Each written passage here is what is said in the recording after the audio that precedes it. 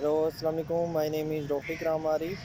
जो आज हम टॉपिक डिस्कस करने जा रहे हैं वो है वैक्सीन के साइड इफ़ेक्ट। वैक्सीन के जो साइड इफ़ेक्ट हैं उनमें सबसे पहले आ जाता है कि जो आपकी इंजेक्शन जहाँ पे लगता है वहाँ पे दर्द हो सकता है आपको, वहाँ पे वो जगह रेड हो सकती है, आपके सर में दर्द हो सकता है, आपके जिस्म में दर्दें हो सकती हैं, आपको बुखार हो सकता है और कुछ लोगों में फ़्लू भी हो जाता है।